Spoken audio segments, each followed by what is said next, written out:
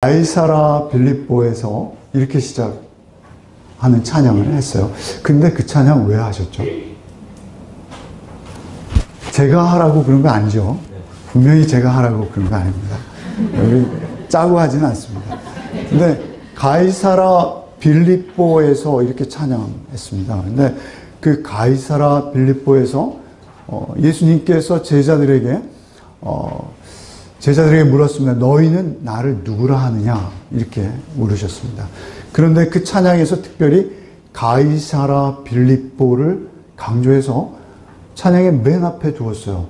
참 그 찬양을 작사하신 분께서 그 의미를 잘 알고 그렇게 하신 것 같다라는 생각이 듭니다. 제가 여러 차례 설명을 드렸고 또 설교 중에도 말씀을 드렸습니다만 가이사라 빌립보는 가이사라는 이름으로 지어진 유대의 신흥 도시입니다.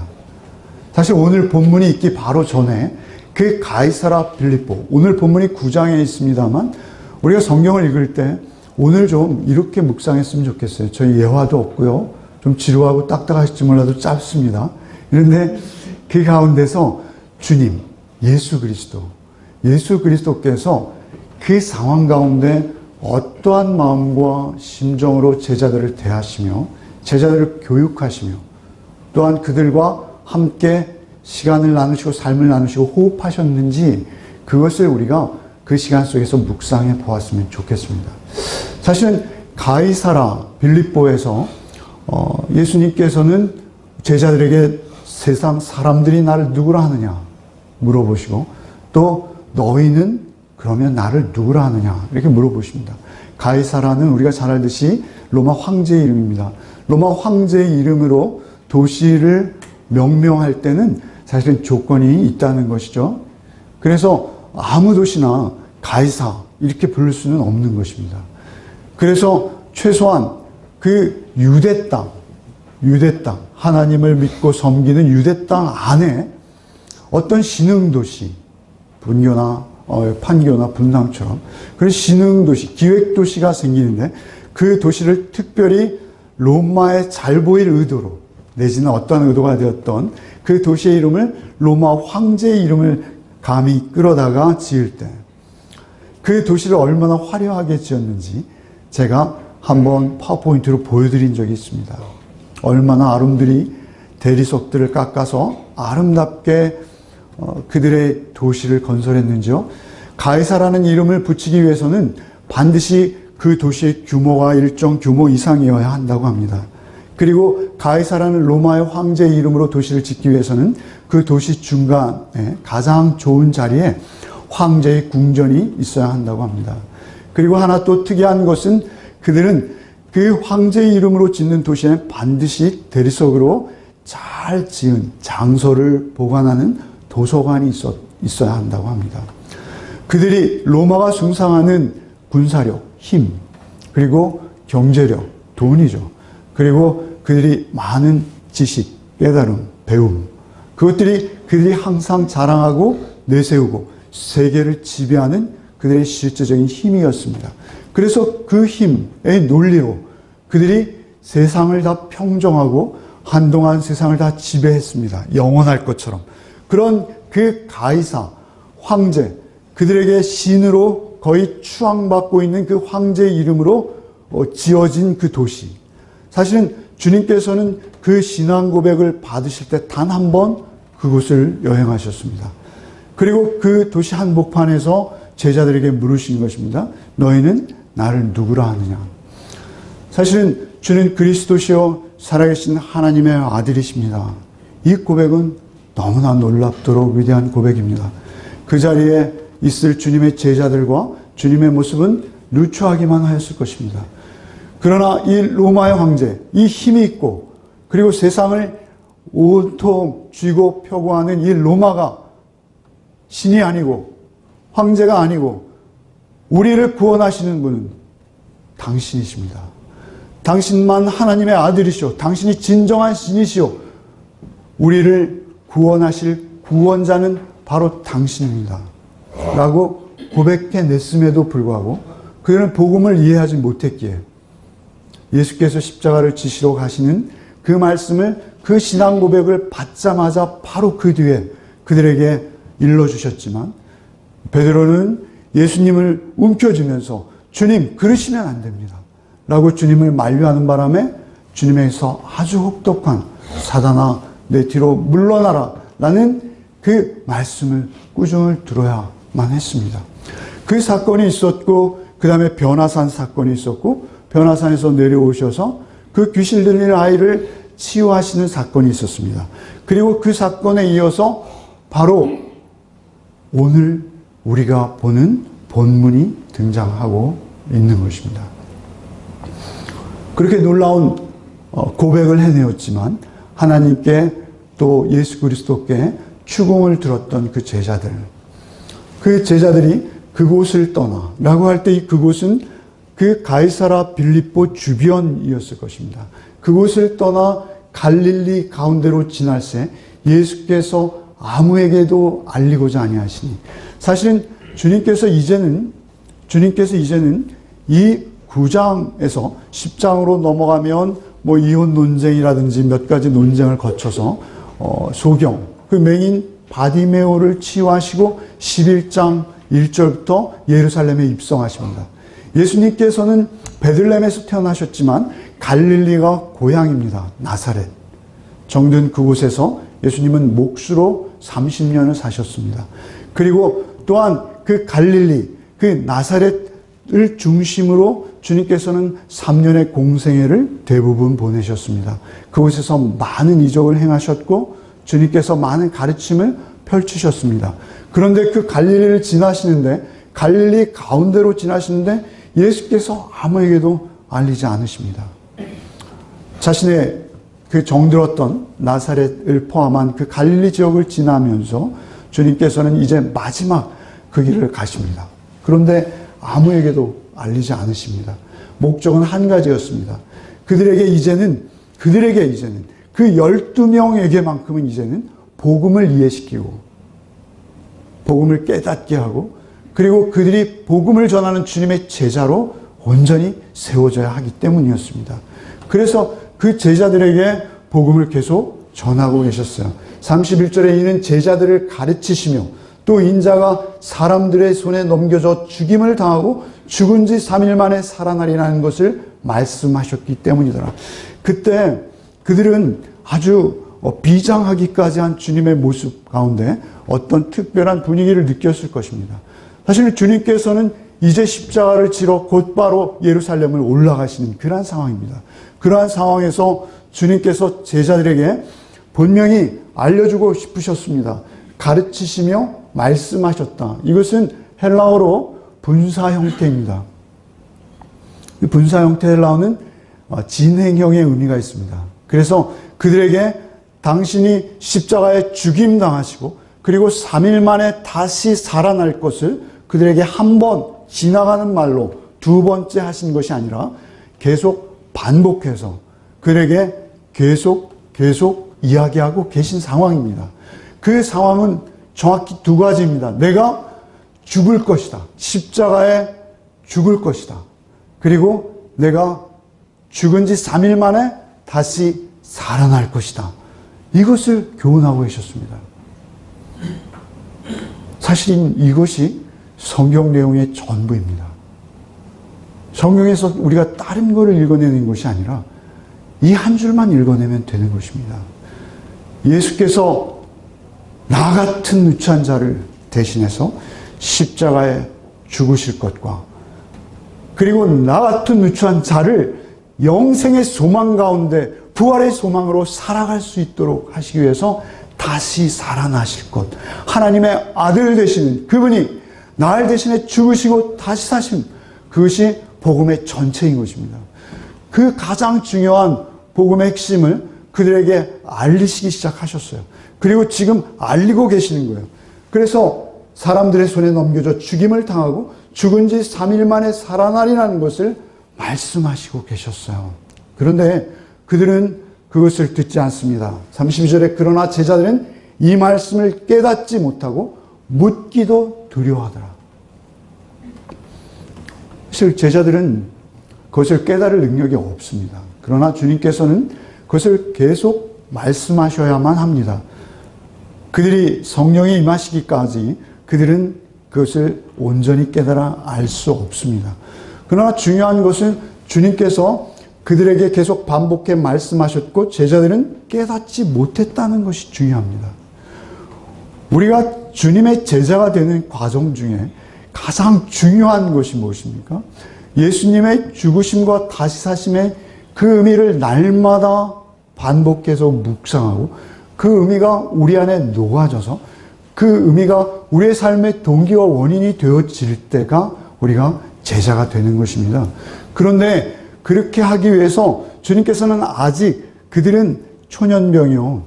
군인에 비하면 아직 총을 한 번도 만져보지 않은 자에게 M16을 주고 분해해서 조립해라. 1분 만에 조립해라. 못합니다.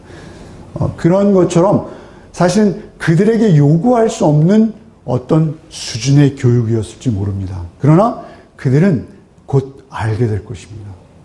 왜 이렇게 말씀하셨고 이 말씀이 무엇인지 그리고 그것을 깨우치고 그것을 자신의 삶으로 증거해내기 위해서 자신들이 가야 할 길과 감당해야 될 몫을 알게 될 것입니다.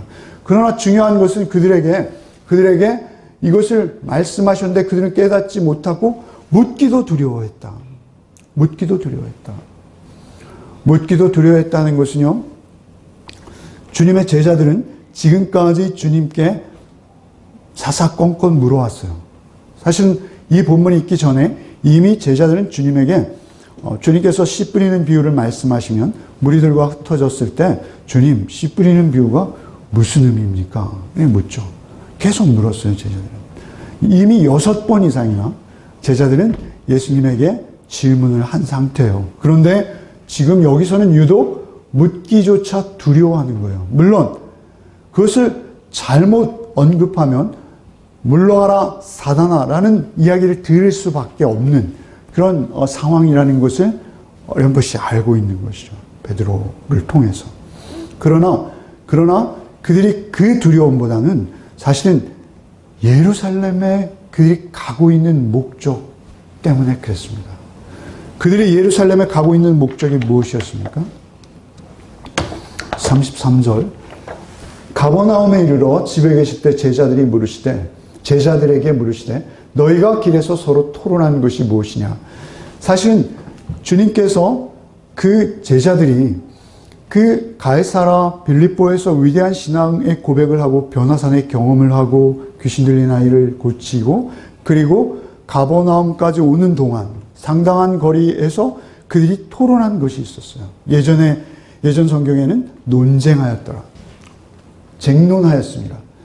토론한 것은 무엇이냐 하시되 토론하면 점잖게 이렇게 서로를 인정하며 이야기한 것이 아니고요. 사실은 쟁론했습니다. 그들이 잠잠하니 30절에 이는 길에서 서로 누가 크냐 하고 쟁론하였습니다. 그들은 누가 크냐? 사실은 이 질문이 그리고 그들의 다툼이 사실은 우리의 삶의 전 영역을 사실은 이끌고 있습니다. 여기서 크다라고 하는 표현은 무엇입니까? 그것은 로마로 상징되어지는 세상의 힘을 말하는 것입니다. 세상에 힘이 큰 자가 큰 자인 것입니다. 힘은 무엇으로 대변됩니까? 그 소유, 그 지식 정도, 그리고 그의 인기와 명예, 이런 것들이 그들에게 큰 자인 것입니다. 우리는 사실 거창한 것들을 위해서 살아가고 있는 것 같지만 우리 개인의 삶의 면모를 들여다보면 내가 많은 사람들에게 큰 자로 인정되기 위해서 우리가 그것을 목적 삼아 살아가는 경우가 우리에겐 비일비재합니다. 아니 거의 모두라 할 수 있지 않을까 싶습니다. 우리가 교회에 와서 심지어는 주님께 기도할 때도 주님 저를 크게만 해주신다면 제가 주님을 위해서 큰 일을 해내겠습니다. 이게 우리의 기도가 대부분인 경우가 많습니다. 근데 사실은 주님께서는 큰 일을 우리에게 요구하신 적도 없고 너에게 크게 되라 하신 적도 없습니다. 그러나 우리는 우리의 조건과 상황이 우리를 일할 수 있게 한다라고 우리는 우리의 세상적인 방법으로 우리를 속단해내는 것입니다. 그래서 그 속단에 의해서 우리는 주님에게 사실은 주님이 보이신 사역과 주님의 생애와 삶과는 전혀 반대되는 내용으로 우리는 주님께 끊임없이 주님을 귀찮게 하고 주님께 구하고 있는 것이 사실 우리의 모습이 아닌지 모르겠습니다. 사실 그들은 자신들이 쟁론하던 것이 너무나 부끄러워서 주님의 그 말씀에 그 분위기에 사실은 압도됐을지도 모르겠습니다만 그들은 주님께 우리는 누가 큰지 쟁론하였습니다. 이렇게 말할 수 없었어요. 주님은 그러나 다 알고 계셨죠. 누가 큰가? 이것에 대해서 주님께서 그들에게 교훈하시기 시작하십니다. 35절에 예수께서 앉으사 12제자를 불러서 이르시되 누구든지 첫째가 되고자 하면 뭇사람들의 끝이 되며 뭇사람들을 섬기는 자가 되어야 하리라 하시고 어린아이를 하나 데려다가 그 제자들을 교육하는 시청과 교보제로 쓰십니다. 근데 중요한 것은 우리가 12제자를 불러 이르시되 누구든지 첫째가 되고자 하면 뭇사람의 끝이 되며 뭇사람을 섬기는 자가 되어야 하리라 라는 말씀을 우리는 또 우리식대로 오해합니다. 그래서 나는 첫째가 되기 위해서 가장 잘 섬기는 자가 되어야지. 그것이 자기의입니다. 성경에 나타난 한 가지 분명한 사실은요. 제가 이렇게 말씀드려도 여러분의 수준은 다 이해하시리라고 믿고 말씀을 드립니다. 마태복음 25장에 보시면요. 양과 염소의 비유를 하실 때 주님께서 너희가 갇힌 자에게 먹을 것을 주었고 목마른 자에게 물을 주었고 이렇게 양과 염소를 분류하시잖아요. 그때 양들을 칭찬하실 때 양들이 뭐라고 반문하죠? 우리가 언제 그 일을 했습니까? 아니다. 너희가 가장 작은 자에게 한 것이 바로 나에게 한 것이다. 이렇게 말씀하시죠. 주님께서 우리에게 죽으시고 다시 사시는 그 복음의 주체로 우리에게 오신 것은 우리가 작은 자로 우리가 먹을 것 없고 마실 것 없을 때 오셨습니다. 우리 하늘의 만나 그리고 주의 생수 그 생명수를 마시지 않으면 살 수 없습니다. 그런데 우리는 이것도 어떻게 해석했냐면 그저 배고프고 굶주린 많은 사람들에게 식량을 너는 한 바가지 줬는데 난 두 바가지 줬어.로 우리는 큰 자가 되려고 합니다. 그것 가지고도 우리는 큰 자가 되려고 합니다. 그런데 주님 뭐라고 하시죠? 양들은 자기가 한 걸 몰라요. 마태복음 25장에만 그렇습니까? 마태복음 7장에 가면 주님, 제가 주님의 이름으로 귀신을 쫓아내고 많은 사람들의 병을 고쳤습니다. 근데 주님은 뭐라 하십니까? 난 널 몰라. 이렇게 말씀하시죠. 내가 주님 앞에서 자랑하려고 하는 것은 주님이 모른다 해버리시고요. 내가 주님을 위해서 한 것도 아니라 여겼던 것들은 주님께서 기억해 주신다는 것입니다. 무슨 의미일까요? 그것은 우리에게 있어서 작은 자, 섬기는 자가 된다는 것은 예수의 이름으로, 예수의 이름은 무슨 의미일까요? 예수의 인격으로, 예수의 모습으로 우리가 사라지는 겁니다. 그렇게 우리가 예수의 모습으로 사라질 때 우리의 삶 속에서 나온 우리의 삶의 작은 행위들, 그것들이 예수님에게 인정받는 것이죠. 중요한 것은 어린아이 하나를 데려다가 그들 가운데 세우시고 안으시며 제자들에게 계시요. 어린아이는 무엇을 의미할까요? 어린아이는 작은 자를 의미합니다. 작은 자. 우리에게 이용 가치가 없는 자. 우리에게 이용 가치가 없는 자. 군사력에도 도움이 안 되고 노예로도 팔 수가 없고 오히려 우리에게 거치장스럽고 우리가 교훈하고 가르치고 훈계해야 하는 대상. 그 어린아이를 안으시고 제자를 이르시되 누구든지 내 이름으로 이런 어린아이 하나를 영접하면 곧 나를 영접하며 누구든지 나를 영접하면 나를 영접함이 아니요 나를 보내신 이를 영접함이라. 읽기도 부자연스러울 만큼 영접이라는 단어가 자주 나오고 있죠. 그러니까 우리가 누군가에게 예수의 이름을 전한다는 것은 무엇이냐면요, 그냥 덜컥 구제 행위를 하는 것, 그것이 아니라 그를 영접하는 것입니다. 영접한다는 건 무엇이죠? 그와 삶을 나누는 것입니다. 우리가 주님을 영접한다 이렇게 표현하지 않습니까? 그런데 특별히 이 영접해야 될 대상은 누구입니까? 교회 공동체 내에서입니다. 첫 번째. 교회 공동체 내에서입니다. 교회 공동체 내에서. 우리의 가족 관계에 있어서 내가 가장 쉽고 함부로 대할 수 있는 그 사람. 그래서 나에게 가장 이용 가치가 없고 나에게 사소해 보이고 하찮아 보이는 바로 그 사람. 그 사람 앞에서 사실은 우리 됨이 증거된다. 이 사실입니다.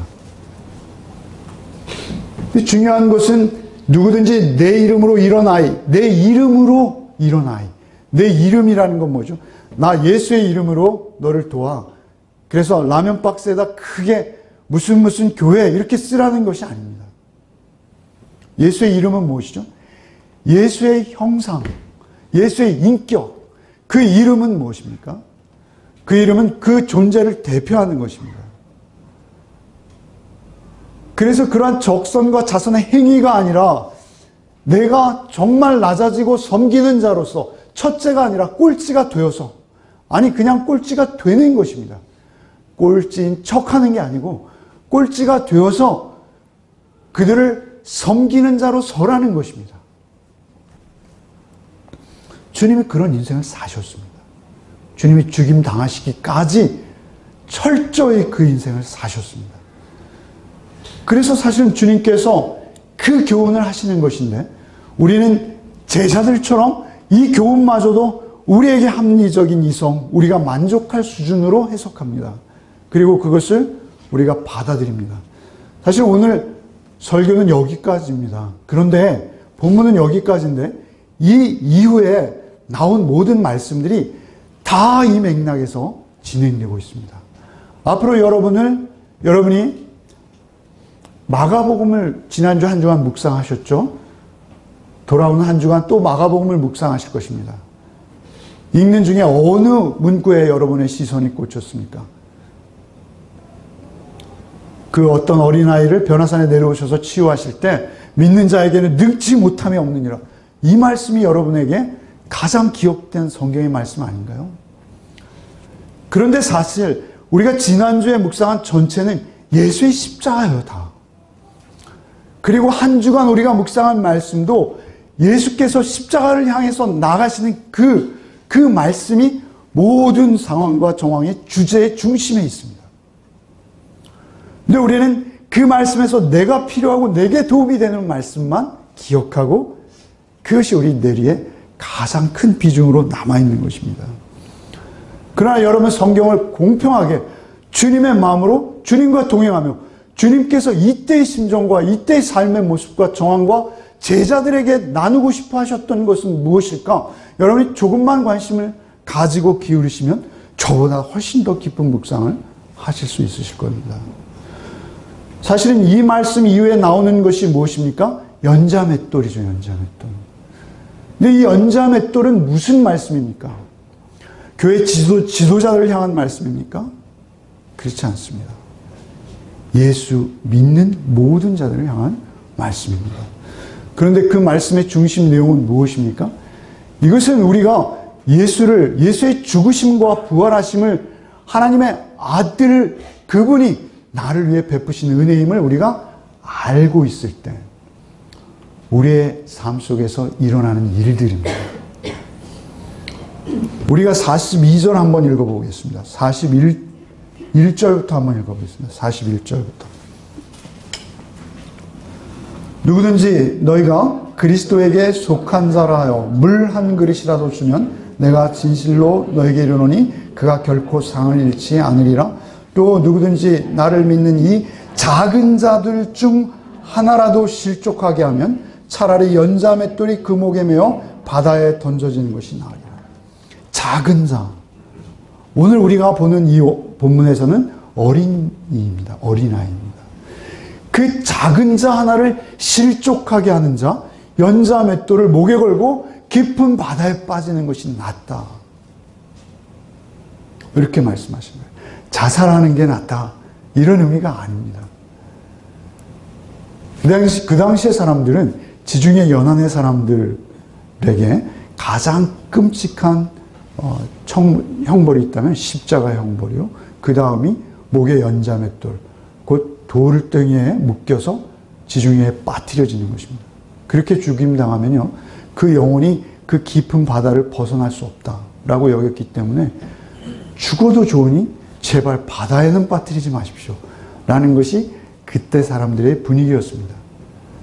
그런데 사실은 주님께서는 연자 맷돌을 목에 걸고 깊은 바다에 빠지는 것이 낫다라고 말씀하신 그 말씀보다 더 무서운 경고를 오늘 여기에 이어서 하고 계십니다.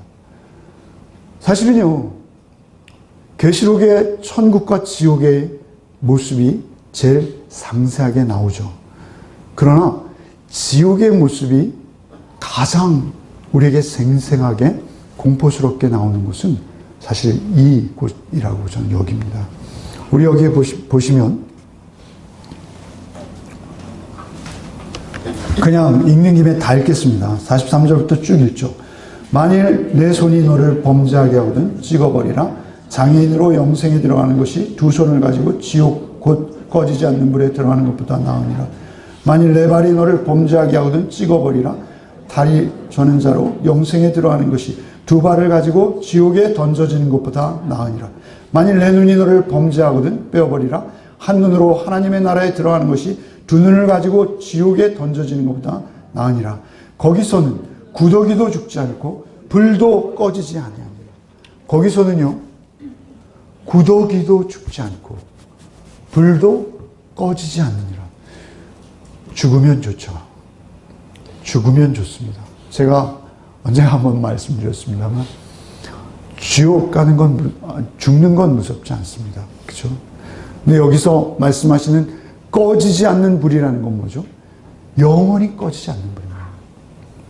1000년이나 만년이나, 아니 100만 년만 되어도 참을 수 있습니다.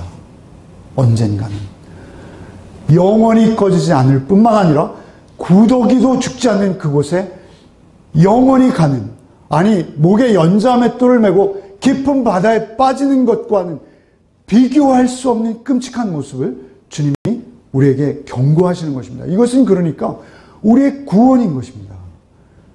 그러니까 우리가 나는 큰 자가 되고 말 거야 라는 삶의 태도와 나는 정말 주님이 나를 섬기신 그 섬기심으로 나는 십자가 지고 주의 뒤 따르겠습니다 라는 태도의 차이는 구원과 관련되어 있다는 것입니다.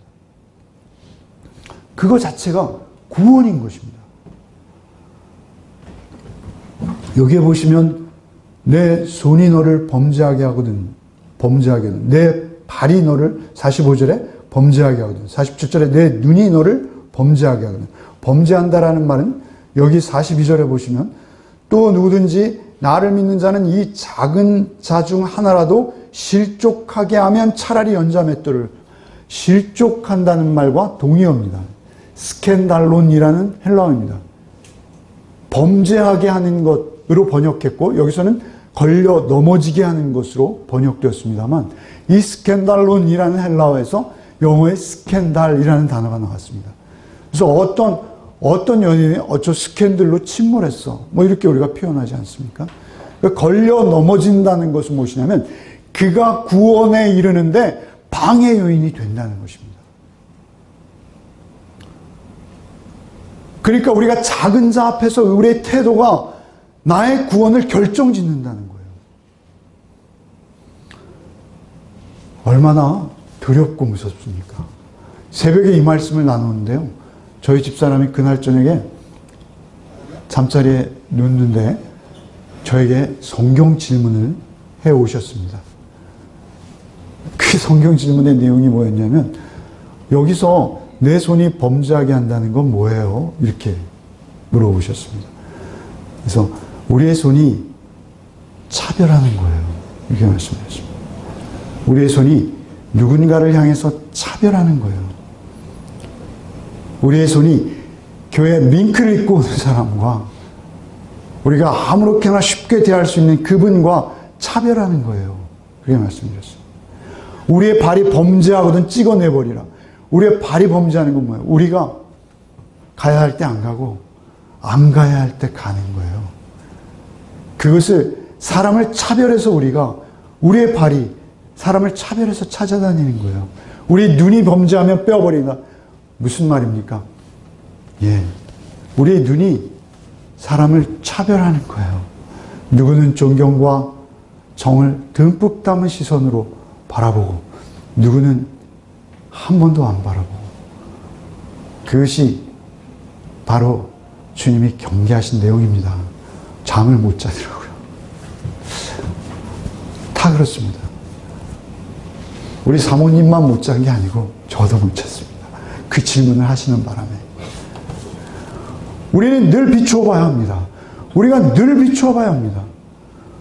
우리의 삶 속에서 나의 구원받은 증거가 주님께서 말씀하시는 주님의 형상 닮은, 주님의 인격 닮은 우리의 삶의 열매가 우리 속에 있는지, 우리는 그것을 늘 점검해야 합니다. 주님 그걸 말씀하신 거예요. 30절에 소금은 좋은 것이로되 만일 소금이 그 맛을 잃으면 무엇으로 이를 짜게 하려? 너희 속에 소금을 두고 서로 화목하라. 소금은요, 녹아서 없어지는 겁니다. 저는 예수님의 제자들이 십자가의 대속의 죽음의 의미와 예수 그리스도의 부활의 영생의 소망을 그들의 삶 속에 실제로 믿음으로 반응하여 자신의 삶에 그것이 소유되었을 때 그들의 삶은 녹아지는 삶이었습니다. 예수님께서 처음 오셔서 마태복음 5장에 설교하시면서 너희는 빛이다 소금이다 하신 그 말씀 우리는 잊어버리면 안 되는 거예요. 우리의 존재가 빛인 거예요. 우리의 존재가 소금인 거예요. 소금이 되어라, 빛이 되어라가 아니라 우리가 있는 그곳에 소금이 되어서 우리가 있어야 살맛이 나고 우리가 있어야 그곳에 진리의 말씀이 경험되어지고 우리가 있어야 그곳에 진리의 말씀이 우리의 삶을 통해 증거되어져야 된다. 이렇게 말씀하시는 거예요. 우리 집사님마저도 오늘 기도하시면서 그렇게 기도하셨습니다만 한국교회를 위해서 기도하셨습니다. 우리 주변에 가장 많은, 전도하다 가장 많이 듣는 얘기는 뭐예요? 교회 다니는 사람들 눈꼴 셔서 교회 못 가겠어. 그 말이 우리를 가장 아프게 합니다. 그런데 그 말이 누구를 지칭하는 말입니까? 우리가 누가 크냐에 대해서 우리가 서로 경쟁하고, 우리가 교회에 와서도 주님 저를 크게만 해주세요. 제발 크게만 해주세요. 주님 제가 큰일 해낼게요. 그게 사실은 우리가 정확히 복음을 거스르는 것입니다. 그게 정확히 우리가 복음에 정확히 반대로 사는 거예요. 우리는 우리 듣고 싶은 이야기, 우리 더 유리하고 우리의 삶 속에 내가 큰 자가 되기에 유익한 성경의 말씀만 우리가 뽑아서 외웁니다. 그리고 예수님께서 그 마지막 공생의 주간 중에 가장 귀한 예수님의 교훈, 거듭되는 예수님의 교훈에 대해서는 우리의 묵상이 너무나 빈약합니다. 지난 한 주간도 많은 은혜 받으셨을 압니다. 개인적으로 받으셨기를 바랍니다. 주일날 설교 시간에 여러분 감동하는 게 중요한 것이 아니고 여러분이 하루하루의 삶 속에서 그 말씀이 여러분의 삶 속에 정말 진리인가? 그 말씀이 나를 구원하셨나? 그리고 그 구원의 증거가 내 삶 속에 지금 현재 있는가? 그것을 확인하시는 게 여러분의 신앙생활입니다. 그래서 여러분의 삶 속에 주님이 나와 함께 하시고 내 삶 속에 주의 인격과 성품, 주의 이름이, 감히 그 이름이 내 삶을 통해서 그 로마를 반영하는, 아니 로마보다 더 세상 것을 추구하는 이 현대 2015년 이 삶 가운데서 우리가 작은 자로, 끝에 선 자로, 그리고 내가 가장 무시하고 싶고 내가 가장 등한히 여기며 함부로 할 수 있는 그분에게 내가 예수의 성품을 드러내고 있는지 확인해야 할 것입니다. 그것은 예화로 설명되어지면 너무 끔찍하겠죠. 저는 지난 주간 그것을 묵상하면서 많이 반성했습니다. 그리고 도저히 내가 할 수 없다는 것을 깨닫습니다. 하면 할수록, 묵상하면 할수록 깨닫습니다. 저희가 성찬을 준비하고 있습니다. 4월 첫째 성찬을 준비합니다. 성찬을 할 때마다 여러분 무엇을 느끼십니까? 예수님은 계속 자기 죽음의 길을 가시면서 죽음을 이야기하시는데 제자들은 계속 세상의 영광만을 이야기하고 있습니다. 우리의 모습과 어쩌면 그렇게 똑같은지요. 그런데 우리가 그 성찬을 통해서 우리 예수의 살과 피를 먹습니다. 사실은 여러분, 주님, 그것도 하나님의 아들 되신 그분의 살과 피를 먹는 게 여러분 유쾌하십니까? 행복하십니까? 사실은 그것은 큰 부담입니다. 송구스러운 것입니다. 주님의 살과 피를 먹을 수밖에 없다는 사실이죠. 내가 주님의 살과 피를 먹지 않으면 그러한 삶을 살아낼 수 없다라는 것을 깨닫는 것입니다. 내가 복음을 이해한다는 것은 무엇이냐면 주님의 그 비참한 그 죽으심이 사실은 나를 구원하시기 위한 것이고 내가 그 구원의 피와 살을 날마다 먹지 않으면 주의 제자로서 단 한순간도 존재할 수 없다. 소금으로 빛으로 존재하기는커녕 나는 오히려 그 음식 먹을 수 없는 음식으로 죄를 뿌리는 존재로 나는 설 수밖에 없다. 라는 것을 날마다 절감하면서 말씀이 육신되어서 오신 주의 말씀을 그 살과 피를 날마다 받아야 합니다. 겸손하게. 무릎 꿇고. 그것을 우리가 날마다 받을 때 우리가 내 힘으로 하는 게 아니게 되는 거예요. 그래서 마태복음 25장이나 마태복음 7장에 등장하는 그들이 다 자기가 한 걸 모르고 있는 거예요. 왜 그렇습니까? 주님의 살과 피가 내 속에 녹아서 그것이 동기가 되지 않는 우리의 모든 언행들은 정확히 우리가 지옥 자식인 것을 증거하고 있다라는 것입니다. 그리고 우리가 그 살과 피가 나의 삶의 모든 동기가 되어서 정말 주님의 은혜와 그 사랑에 오직 매여서 그 주님의 은혜와 사랑에 붙들려서 주님이 나를 이토록 사랑하셨으니 주님이 나를 이토록 구원하셨으니 주님, 제가 그 구원에 합당한 자로 서게 해 주십시오. 그래서 십계명은요, 하나님 사랑, 이웃 사랑이죠. 근데 이웃 사랑이 뭐예요? 간음하지 말라. 살인하지 말라. 도둑질하지 말라. 내 이웃에 대해서 거짓말하지 말라. 내 이웃의 것을 탐내지 말라 하는 거예요. 우리가 무엇을 하라는 게 아니에요. 우리에게 최소한의 도리를 지키는 게 이웃 사랑이라는 거예요. 근데 그 최소한의 도리도 우리는 지켜낼 수 없어요. 내가 커져야 되거든요. 변화산에서 내려온 그들이 나는 변화산에 주님과 같이 갔다 왔어. 그들이 가이사라 빌립보에서 그 가버나움까지 오는 동안 내내 나는 주님께서 우리 3명은 데리고 갔다. 이거. 예. 그리고 그들은 너희 9명은 그 어린아이 귀신도 못 쫓고 있었지. 그런 분위기 아니었을까요? 그리고 나서 이 말씀이 있고 나서도 계속 주님은 십자가를 거듭 강조하시는데 이 이후에도 어린아이들이 오니까 어떻게 하죠? 바로 내일 묵상인가요? 애들은 가라. 10장 45절 가십시오. 10장 45절은 어떻게 됩니까? 야고보와 요한이 주님 예루살렘 가면 저는 오른편, 제 동생은 왼편에 앉혀주십시오. 심지어 다른 복음서에는 그 어미까지 동원돼서 우리의 관심은 끝없이 글로 달려가는 거예요. 우리의 관심. 우리의 육신이 그 하나님 없다 하는 피가 우리의 육신이 흐르고 있기 때문에 그래요. 그래서 주님의 피와 살로 우리가 바뀌어야 되는 거예요. 한 주간 여러분의 삶이 있습니다. 여러분의 삶 속에서 또 마가복음을 묵상하실 것입니다. 마가복음 묵상하시면서 다른 것 보지 마시고 예수의 십자가를 보십시오. 그리고 예수의 십자가 속에서 예수께서 우리에게 원하시는 하늘의 논리로, 하늘의 원리로 살아가기 원하시는 주님의 마음을 느끼시기 바랍니다. 사실은 우리는 늘 세상의 원리, 세상의 논리로 내가 크게 되기 위해서 우리는 우리의 모든 시간과 우리의 정열과 우리의 소유를 다 거기에 투자하고 그리고 허무하게 떠나가는 우리의 모습을 봅니다.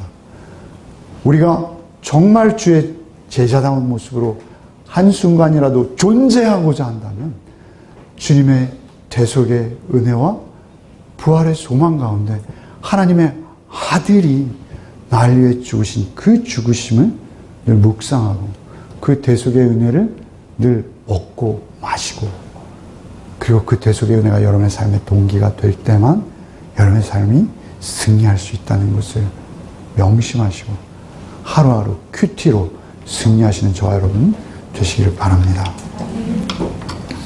하나님 감사합니다. 주님께서는 죽음을 앞두시고 예루살렘을 향하시면서 제자들을 보시고 얼마나 답답하셨을지요. 하나님 그 제자들보다 더 답답한 모습이 우리의 모습이 아닙니까? 우리를 불쌍히 여겨 주옵시고 주님의 살과 피를 날마다 먹게 하시고 주님을 묵상하며 늘 주님 앞에 무릎 꿇고 주님의 뜻을 살피는 자로서의 삶을 살아내게 하셔서 그 삶만이 진리요, 그 삶만이 영광이요, 그 삶만이 우리에게 영원한 상급이라는 것을 잊지 아니하고 이 땅에서는 오히려 녹아 없어지고 이 땅에서는 오히려 가장 작은 자로서 모두의 기억 속에 잊혀질지라도 주께서 우리 가운데 그렇게 작은 갈릴리에서 시작하셔서 예루살렘에서 죽으신 모습대로 우리도 우리의 몫에 태운 십자가 지고 나를 부인해내며 좁은 문 좁은 길 주의 뒤를 쫓는 자의 삶이 되게 하여 주옵소서. 한 주간의 삶 속에 오직 주님과 온전한 동행을 주의 말씀과 동행을 이루는 삶이 되도록 우리를 인도하여 주옵소서. 예수 그리스도 이름으로 기도하옵나이다. 아멘. 찬송가 425장 하시고 마치겠습니다.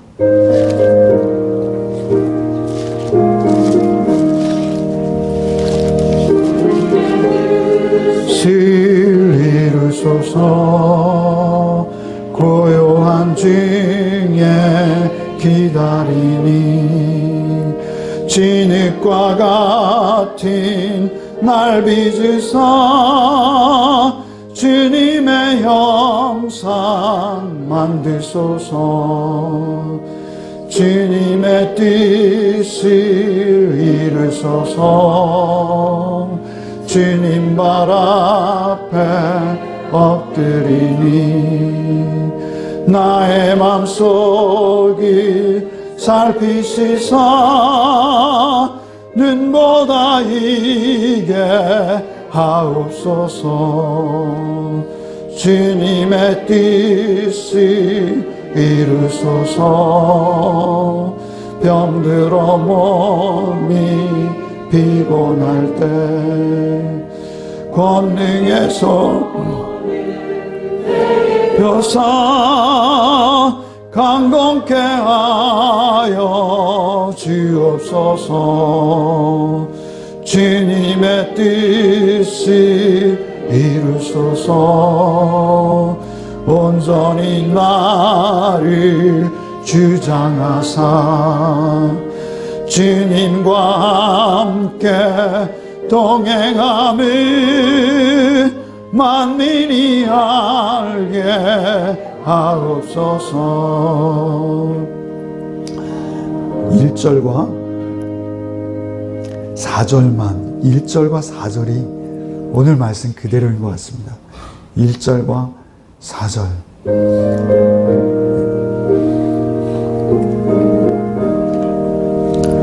주님의 뜻을 이루소서.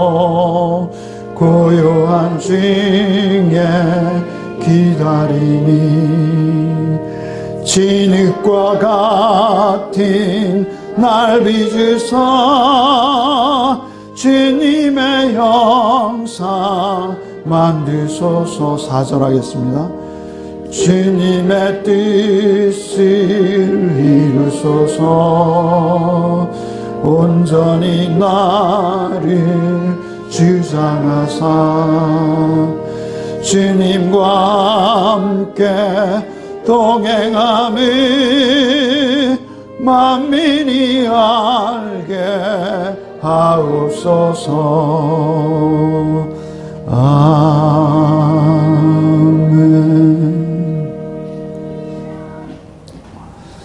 이제는 우리 구주 예수 그리스도의 그 말로 다 할 수 없는 십자가에서 증거된 주의 은혜와 하나님 아버지의 독생 성자 예수를 우리의 대속제물로 피 흘리게 하신 하나님의 사랑하심과 성령의 교통 충만케 하시는 은총이 오직 섬김을 받으려 함이 아니라 섬기려 오신 주님의 모습 닮아 주님께 그 크신 사랑으로 구원받은 자다운 삶을 살아내기를 소원하는 우리 가족들 위해 그 소원하는 소원이 한 주간의 삶 속에 그대로 증거되어지기를 주님이 내 안에 동행하셔서 그 삶을 이루어내시는 것을 경험하기 원하는 우리 가족들 위해 이제로부터 영원토록 함께 계시기를 축원하옵나이다.